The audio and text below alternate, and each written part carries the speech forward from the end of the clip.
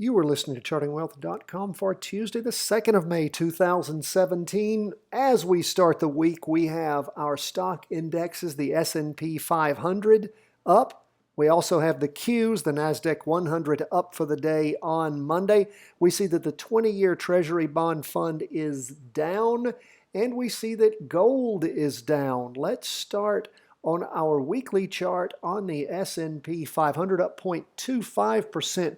For the day on Monday, the weekly chart, of course, we see our main indicator, the PPO, the price percent oscillator, is actually oscillating up. We have the derivative oscillators losing down energy, which means, of course, it is heading in the up direction. We still have a confirmed down move. We haven't crossed over yet from the 31st of March. But as we delve into this, we see that our two-day chart actually rotated over going up. We had a two-day vertical crossover on the 27th of April. That was last Thursday.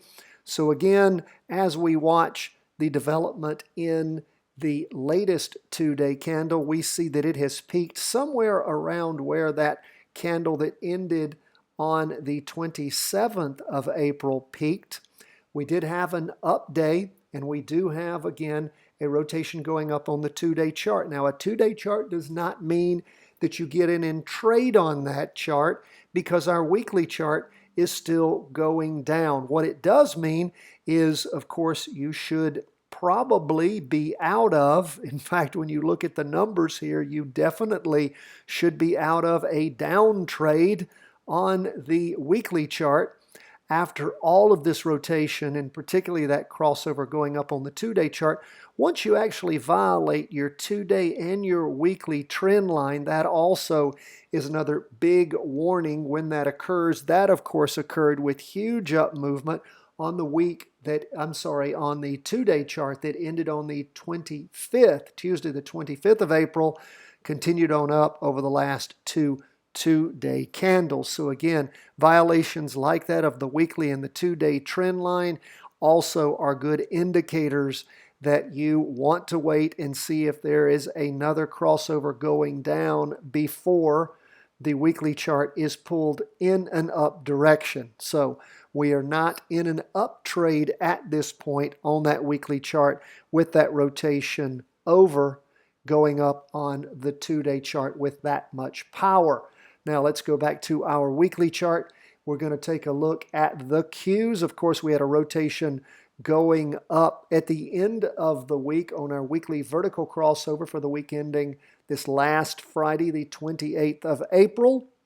We saw that rotated over. We also, as we look at our two-day chart, you can also see that two-day chart crossed over going up on Thursday the 27th, followed very quickly by the rotation over on the weekly vertical crossover. What was your jumping in point? Well, it was at 10:30 on Monday morning, which is our typical rule. If you would have jumped in at the opening at 10:30, it was somewhere around opening 136.23. And of course, it ended up about $1 throughout the course of the day, right at 137.24 or so. We do see that 30-minute chart is rotating over, going down. What does that mean for us? Nothing. We're only looking at this 30-minute chart just to sort of see where the buy-in point was at 10:30.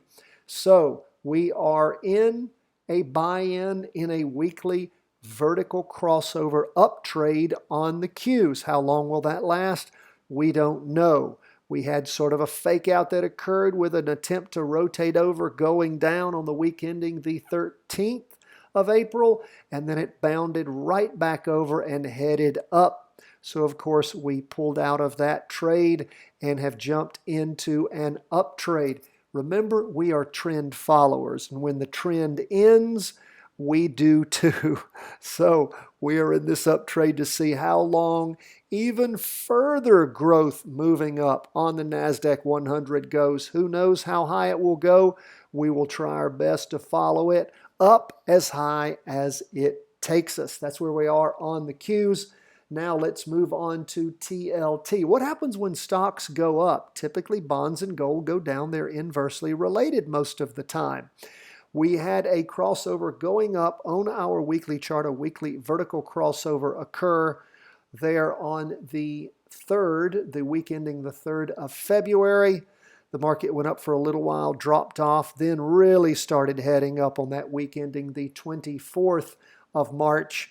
And of course, we've seen it move up, but over the course of this last 2-day candle, it has breached even the weekly trend line. And as we delve into the 2-day chart, what do we see going on? Well, we've now had that 2-day chart also breached. Is it going to be powerful enough to rotate over the weekly chart going down? Hasn't happened yet, but a lot of power moving that chart down. So again, those who jumped in after that 2-day rotation back over going up, again, if you've not already pulled out once we saw the 2-day trend line broken, perhaps this weekly and the crossover on the 2-day PPO would give you enough decision making to get out if you've not already preserved your up gains when those green open box candles, mean the most powerful of the green open box candles that we see on the Heikin Ashi, ended there around the 21st of April. So that's where we are. We're waiting for either a rotation back over going up on that 2-day chart or the weekly vertical trend line being pulled over completely. Hasn't happened yet. We'll continue to watch. I'll be surprised if that happens in the near future, but it might. We don't know how long this uptrend on the stocks will take place, but we'll continue to watch that. Another typically inverse related fund is, of course, gold. What do we see going on there? Well, on the weekly chart, gold also over the course of the latest weekly candle has pulled itself through the weekly trend line. The weekly vertical crossover is still going up, although we can see that it has weakened significantly on the PPO. If we look at the 2-day chart, what do we see going on? Well, of course, that crossed over going down with the 2-day candle in it on Thursday, the 27th. So we've had multiple candles moving down, and now, of course, this latest 2-day candle breaching the weekly trend line. Again, not a good sign for continued up movement at this point. We might look to get back in if indeed the 2-day chart rotates back over going up, if we still have that weekly chart in an up movement. Let's look at our prescient 4-hour chart. Continues to move down. Of course, that 4-hour chart, when we look back, we see how accurate that chart is. You could trade, my friends, just on this 4-hour chart time and time and time again. Is it not beautiful how it works like a charm? Well, it is going down right now, and until it rotates back over going up, if it continues to hold the kind of price movement that it does accurately, you don't want to be in an uptrend on gold, in an uptrade on gold, because that uptrend is not happening right now.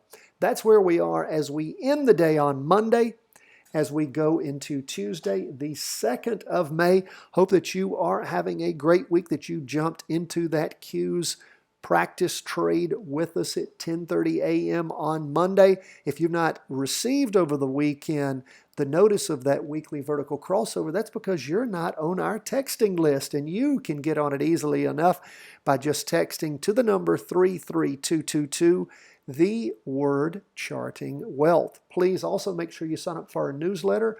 We'll get that out to you with our video podcast every single day. Ask you to fill out that daily market worksheet. It will supercharge your training. You have questions, problems, concerns, always write us, cw@chartingwealth.com, or just go to the website and under Contact Us, you can email us right from there. God bless. Thanks so much. Subscribe to us at YouTube. You can also follow us on Facebook, Twitter, Instagram, you name it. We are there for you, along with being on iTunes. God bless from chartingwealth.com.